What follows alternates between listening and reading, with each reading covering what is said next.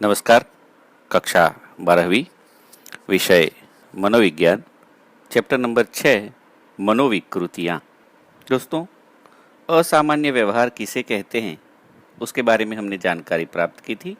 अब हम बात करेंगे असामान्य व्यवहार को समझने के प्रतिमानों की, यानी कि विविध मॉडल्स की। प्रिय छात्रों, असामान्य व्यवहार के उद्गम स्थान, असामान्य व्यवहार के विशिष्ट लक्षण, असामान्य व्यवहार के कारण और उसके उपचार को केंद्र में रखकर कुछ मनोवैज्ञानिकों ने अध्ययन किए हैं और उन अध्ययनों के फलस्वरूप असामान्य व्यवहार की समझ देते हुए कुछ मॉडल प्रस्तुत किए गए हैं, जिसमें पहला है जैवीय मॉडल और दूसरा है मनोवैज्ञानिक model, biological models and psychological models.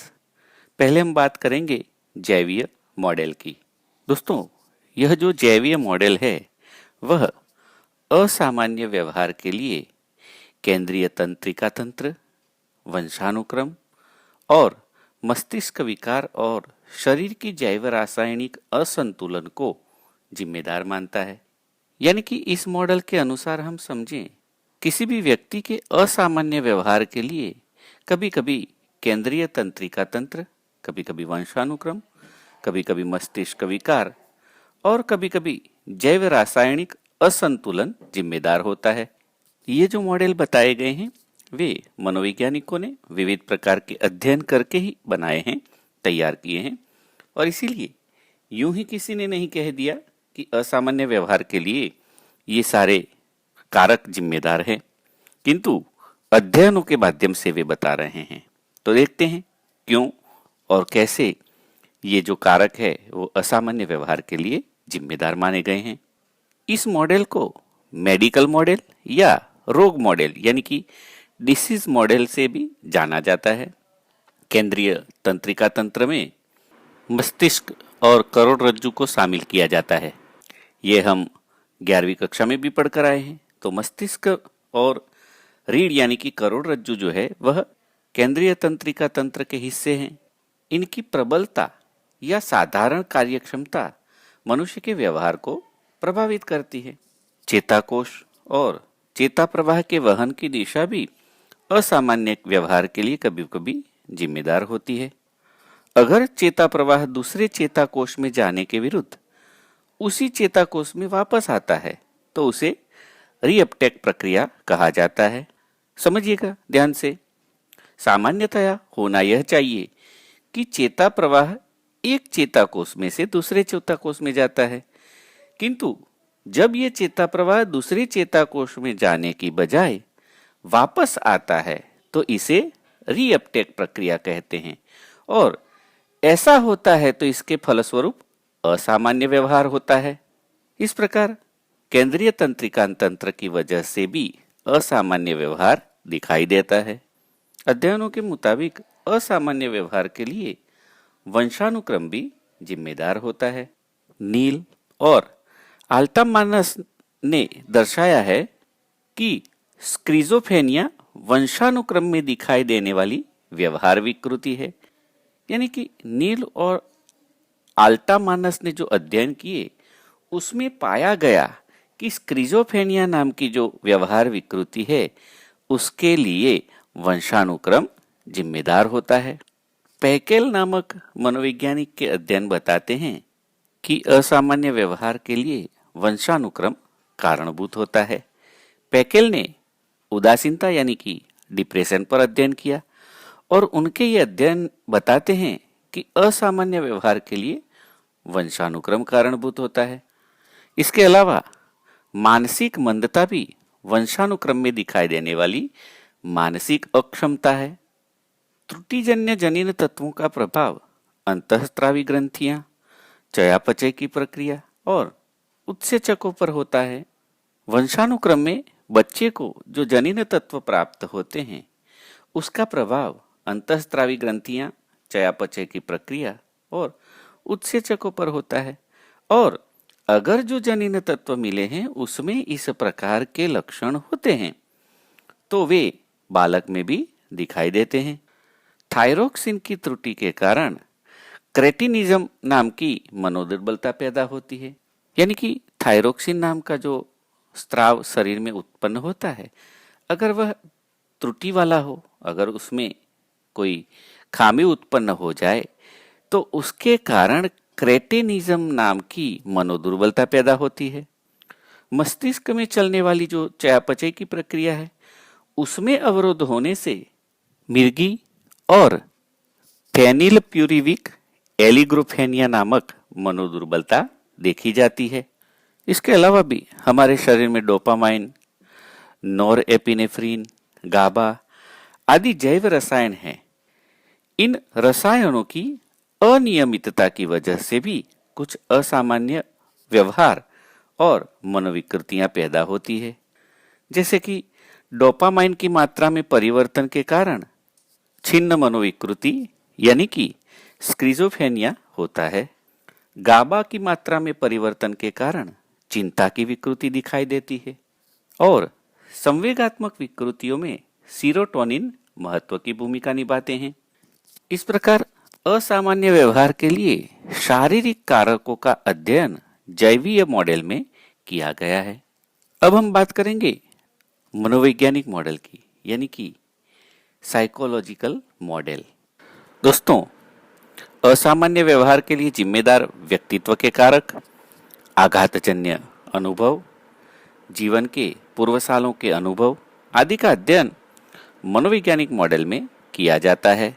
यानी कि असामान्य व्यवहार के लिए कारणभूत व्यक्तित्व के कारक भी हो सकते हैं। कभी कभी आघातजन्य अनुभव जो हमारे जीवन में हमें कोई चोट दे जाते हैं, ऐसे अनुभव भी असामान्य व्यवहार के लिए जिम्मेदार होते हैं। और कभी कभी जीवन में हमारे पूर्व सालों के अनुभव जो हमें दुख दे गए होते हैं, जो हमारे जहन में गहरे उतर गए होते हैं, ऐसे अनुभव भी असाधारण व्यवहार के लिए जिम्मेदार हो सकते हैं। इन सब का अध्ययन मनोवैज्ञानिक मॉडल के अंतर्गत किया जाता है। मनोवैज्ञानिक मॉडल के अंतर्गत भी 3 प्रकार के मॉडल दर्शाए गए हैं: मनोविश्लेषणात्मक मॉडल, व्यावहारिक मॉडल तथा बोधात्मक यानी कि ज्ञानात्मक मॉडल। इनमें से आज हम मनोविश्लेषणात्मक मॉडल की बात करेंगे। मनोविश्लेषणात्मक मॉडल डॉक्टर सिगमंड फ्रॉइड की विचारधारा पर आधारित है। डॉक्टर सिगमंड फ्रॉइड ने अपने चिकित्सात्मक अनुभवों के आधार पर जो विचारधारा दर्शाई है उसे मनोविश्लेषणात्मक मॉडल के रूप में जाना जाता है। फ्रॉइड के मतानुसार असामान्य व्यवहार के लिए अचेतन मन में दमित इच्छाएं, संवेग और दुखद अनुभव जिम्मेदार होते हैं। फ्रॉइड ने 3 प्रकार के मन दर्शाए हैं: चेतन मन, अर्धचेतन मन और अचेतन मन। और उनके मतानुसार इन तीनों मनों का संघर्ष होता है तो व्यक्ति में असामान्य व्यवहार दिखाई देता है।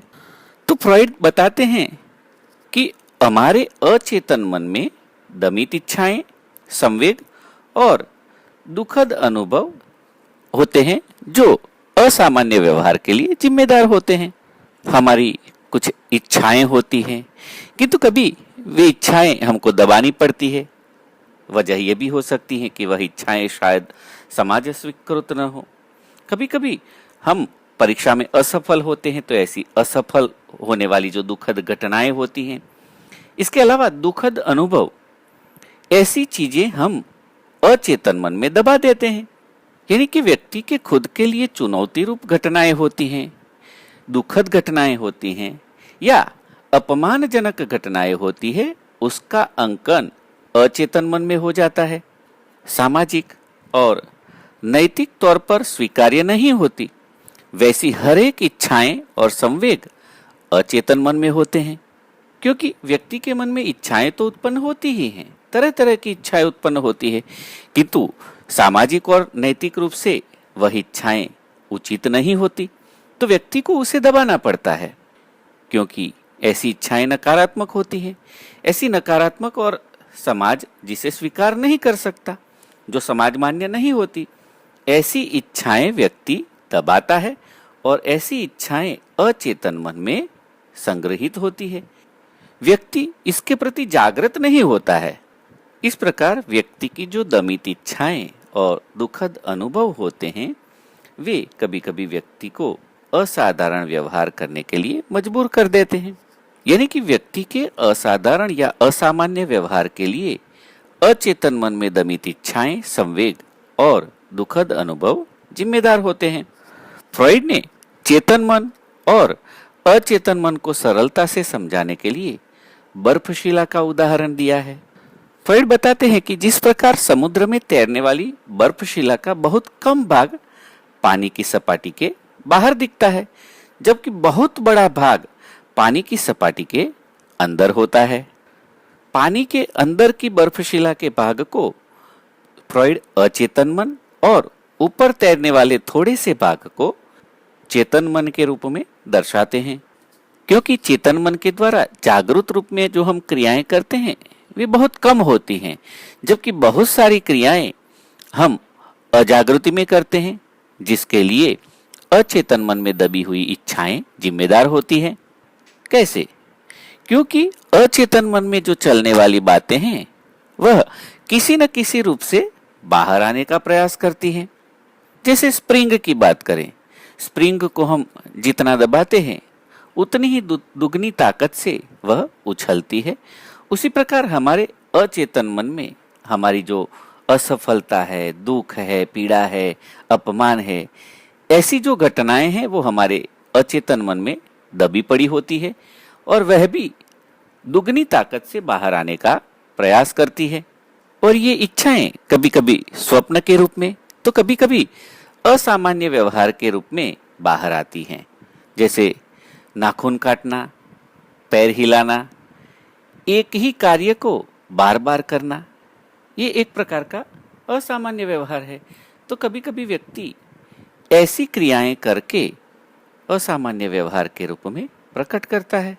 मनोविश्लेषणात्मक मॉडल का ये पहला ख्याल था, चेतन मन और अचेतन मन। दूसरे ख्याल की बात करते हैं जो है निम्न अहम, अहम और ऊपरी अहम, यानी कि ईड, ईगो और सुपर ईगो।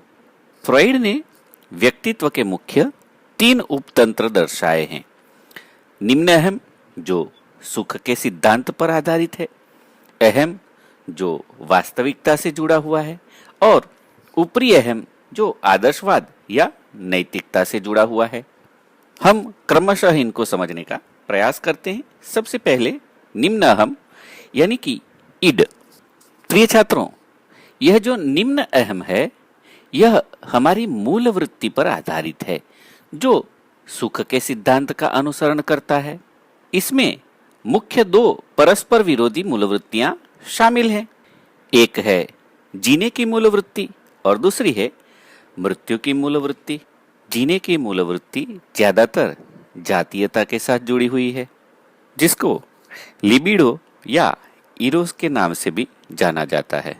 दूसरी है मृत्यु की मूलवृत्ति। मृत्यु की मूलवृत्ति खंडनात्मक वृत्ति है, जिसमें आक्रामकता की मूलवृत्ति केंद्र स्थान में होती है।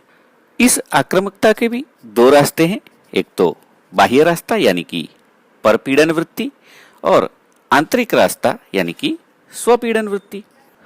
परपीड़न वृत्ति में व्यक्ति दूसरों को चोट पहुंचाना, मारना, उनके साथ झगड़ना या खून करना चाहता है, जबकि आंतरिक या स्वपीड़न वृत्ति में व्यक्ति अपने आप को नुकसान पहुंचाता है। नाखून काटना, उंगलियों की चमड़ी को काटना या आत्महत्या के रूप में सोचते रहना, ये आत्यंतिक रूप है। ये हुई निम्न अहम की बात जो सुख के सिद्धांत का अनुसरण करती है। दूसरा है अहम यानी कि ईगो। अहम यानी कि ईगो जो है वह वास्तविकता से जुड़ा हुआ उपतंत्र है। सामान्य तौर पर उम्र के साथ बच्चे में निम्न अहम के बाद अहम का विकास होता है। अहम जो है वह एक नियंत्रक की भूमिका निभाता है और वह चेतन मन के साथ जुड़ा हुआ होता है। निम्न अहम में तरह तरह की मांगे उठती है, इच्छाएं उत्पन्न होती है। तो अहम जो है वह वास्तविकता से जुड़ा हुआ आता है और इस प्रकार वह वास्तविकता को ध्यान में रखते हुए निम्न अहम की जो मांग होती है उसको नियंत्रण में रखने का प्रयास करता है। तीसरा है ऊपरी अहम आदर्शवाद और नैतिकता से जुड़ा हुआ होता है। समाज और संस्कृति के नियम, आदर्श, रीति रिवाज, मान्यताओं के साथ संबंधित होता है।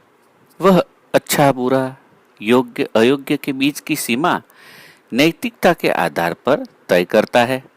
यानी कि ऊपरी अहम जो है वह आदर्श को या नैतिकता को ध्यान में रखकर व्यवहार करना सिखाता है। एक उदाहरण के माध्यम से हम निम्न अहम, अहम और ऊपरी अहम को समझते हैं। मान लीजिए आप किसी रास्ते से जा रहे हैं और रास्ते पर आपको मोबाइल पड़ा मिल जाता है। आपने देखा कि मोबाइल पड़ा है, तुरंत आपका निम्न अहम कहेगा कि उठा ले। निम्न अहम सुख की वृत्ति से जुड़ा हुआ है, मोबाइल प्राप्त करके सुख पाना चाहता है, इसलिए वह कहेगा कि उठा ले।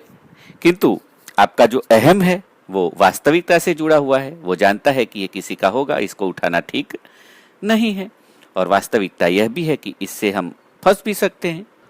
ऊपरी अहम आदर्श से जुड़ा है, नैतिकता से जुड़ा है, तो वह भी नहीं चाहेगा, क्योंकि आदर्श व्यक्ति ऐसा नहीं करेगा। नैतिकता के आधार पर देखें तो यह वर्तन, यह व्यवहार ठीक नहीं है, और इसीलिए अहम और ऊपरी अहम आपको ऐसा करने से रोकेंगे। यानी कि निम्न अहम जो है वह मोबाइल उठा लेने के लिए कहेगा, तो आपका अहम और ऊपरी अहम ऐसा करने से आपको रोकने का प्रयास करेंगे। इस प्रकार अब आप मोबाइल उठा ले या न उठा ले, उसके लिए आपके परिवार, आपके शिक्षक के द्वारा आपको जो संस्कार दिए गए हैं उसके आधार पर आप व्यवहार करेंगे। किंतु इस समय निम्न अहम, अहम और ऊपरी अहम, इन तीनों के बीच में बार बार संघर्ष होता रहेगा। व्यक्ति समाधान प्राप्त न कर पाए तो मनोविकृति की शुरुआत हो जाएगी। मनोविश्लेषणवाद में फ्रॉइड ने जो तीसरा ख्याल रखा है वह है मनोजातीय विकास की अवस्थाएं। दोस्तों, मनोजातीय विकास की 5 अवस्थाएं हैं, और यह सवाल 1 मार्क में या 2 मार्क में भी पूछा जा सकता है कि मनोजातीय विकास की अवस्थाएं कितनी हैं, कौन कौन सी, या मनोजातीय विकास की अवस्थाएं बताइए। पहली अवस्था है मुख अवस्था, दूसरी है गुदावस्था, तीसरी लिंग अवस्था, चौथी सुषुप्तावस्था और 5वीं जनेंद्रिय अवस्था। ये अवस्थाएं वैसे हम 11वीं कक्षा में भी पढ़कर आए हैं, फिर भी आज हम शॉर्ट में इसकी बात करेंगे। मुख अवस्था, ये अवस्था जन्म से लेकर 2 साल तक की आयु के बच्चों में दिखाई देती है, और इस अवस्था के बच्चे की जो काम वासना है या जातीय वृत्ति है वह मुख में स्थित होती है, मुख में केंद्रित होती है, और इसीलिए बच्चा मुंह के द्वारा सुख प्राप्त करने का प्रयास करता है। और इसीलिए बच्चे को जब कुछ भी हम देते हैं तो वह सीधा मुंह में रखकर आनंद प्राप्त करने का प्रयास करता है। माता बच्चे को स्तनपान कराती है तो उसमें भी चूसने के द्वारा बच्चा अपनी इसी आनंद की वृत्ति को संतुष्ट करने का प्रयास करता है। तो सबसे पहली मुख अवस्था, जिसमें 2 साल तक ये अवस्था चलती है, और बच्चे का जो जातीयता का केंद्र होता है वह मुख होता है। दूसरी अवस्था है गुदावस्था। यह अवस्था 2 से 3 साल तक के बच्चों में दिखाई देती है, और इसमें बच्चे की जो कामुकता का केंद्र है वह गुदा होता है, यानी कि मलमूत्र विसर्जन की क्रिया के द्वारा बच्चा आनंद प्राप्त करने का प्रयास करता है। इस अवस्था में बच्चे को स्वच्छता के नियम सिखाना और मलमूत्र विसर्जन के लिए तालीम और समझ देना आवश्यक होता है। तीसरी अवस्था है लिंग अवस्था। यह अवस्था 3 से 6 साल की उम्र में देखने को मिलती है, और इसमें बच्चे की कामुकता का जो केंद्र है वह उसका जननांग होता है, यानी कि इंद्रिय होती है। इस अवस्था में पुरुष बच्चे में ईडिपस ग्रंथि का विकास होता है और स्त्री बालक में इलेक्ट्रा ग्रंथि का, और इसीलिए पुरुष बालक माता की ओर आकृष्ट होता है और स्त्री बालक है वह पिता की ओर आकृष्ट होता है। यह अवस्था लिंगावस्था कहलाती है, जिसमें कामुकता का केंद्र व्यक्ति की इंद्रिय होती है। चौथी अवस्था है सुषुप्तावस्था। 6 से 12 साल तक की उम्र तक ये अवस्था देखने को मिलती है। यहाँ कामुकता का केंद्र का विकास नहीं होता है, कामुकता सुप्त अवस्था में होती है, और इसीलिए इस अवस्था में बच्चा पढ़ाई में ध्यान देना, अपने ही जैसे सजातीय बच्चों के साथ खेलना, उनके साथ विचार गोष्ठी करना, घूमना फिरना, उसी में आनंद प्राप्त करने का प्रयास करता है। 5वीं अवस्था है जननेंद्रिय अवस्था। यह अवस्था 13 साल से लेकर आजीवन चलती है और इस अवस्था में व्यक्ति विजातीय व्यक्ति के साथ संबंध प्राप्त करके संतुष्ट प्राप्त करने का प्रयास करती है। यानी कि इस अवस्था में लोग शादी करते हैं और संबंध बनाकर संतोष प्राप्त करने का प्रयास करते हैं। तो मनोजातीय विकास की अवस्था में फ्रॉइड ने ये 5 अवस्थाएं बताई हैं। अगर इन 5 अवस्थाओं में व्यक्ति की इच्छाएं संतुष्ट नहीं होती या इन 5 अवस्थाओं में अगर व्यक्ति को किसी प्रकार की असुविधा होती है तो व्यक्ति में उसके बाद असामान्य व्यवहार दिखाई देता है। जैसे कि मुख अवस्था की हमने बात की, अगर बच्चे को 2 साल की अवस्था तक उसका जो मुख अवस्था है उसकी संतुष्टि न हो तो व्यक्ति बड़ा हो जाने के बाद च्युइंगम खाता है, पान मसाले खाता है या धूम्रपान करता है। ये इसी प्रकार के असामान्य व्यवहार हैं जो मुख अवस्था की संतुष्टि न होने की वजह से दिखाई देता है। मनोविश्लेषणात्मक मॉडल में फ्रॉइड का अंतिम ख्याल है चिंता और बचाव प्रयुक्तियां। फ्रॉइड चिंता को केंद्र स्थान में रखते हैं और उन्होंने 3 प्रकार की चिंताएं दर्शाई है।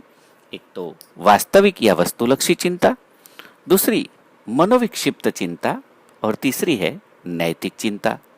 वास्तविक चिंता जो है वह बाह्य वातावरण की चुनौतियों के साथ जुड़ी होती है और इसीलिए उसको वस्तुलक्षी चिंता भी कहते हैं। दूसरी चिंता है मनोविक्षिप्त चिंता। ऐसी चिंता के लिए मानसिक संघर्ष और असलामती जिम्मेदार होते हैं। ऐसी चिंता में कभी कभी व्यक्ति चिंता के कारणों से अपरिचित होता है, उसे पता ही नहीं होता कि ये चिंता मैं क्यों कर रहा हूं, मुझे क्यों चिंता हो रही है। और तीसरी चिंता है नैतिक चिंता। व्यक्ति के ऊपरी अहम को ठेस पहुंचती है, ऐसा कोई कार्य कभी हो जाता है तो व्यक्ति नैतिक चिंता करने लगता है। यानी कि व्यक्ति के आत्मसम्मान को ठेस पहुंचती है या व्यक्ति का व्यवहार कभी ऐसा हो जाता है या उससे कोई ऐसा काम हो जाता है कि उसको लगता है मैंने ऐसा किया, मुझसे ऐसा कैसे हो गया। ऐसे वक्त पर उसके ऊपरी अहम को ठेस पहुंचती है और नैतिकता की चिंता शुरू होती है। ऐसी अवस्था में व्यक्ति अपने स्वत्व को बचाने के लिए, अपने अहम को सुरक्षित रखने के लिए बचाव प्रयुक्तियों का प्रयोग करता है। व्यक्ति प्रक्षेपण, यौक्तिकीकरण या पीछे हट के द्वारा अपने अहम को सुरक्षित करने का प्रयास करता है। तो मनोवैज्ञानिक मॉडल में पहला मॉडल है मनोविश्लेषणात्मक मॉडल, जो फ्रॉइड की विचारधारा पर आधारित है। वह यहाँ पूर्ण होता है। मैं आशा करता हूँ कि आप सबने इसे अच्छे से समझा होगा। नमस्कार, सबका मंगल हो।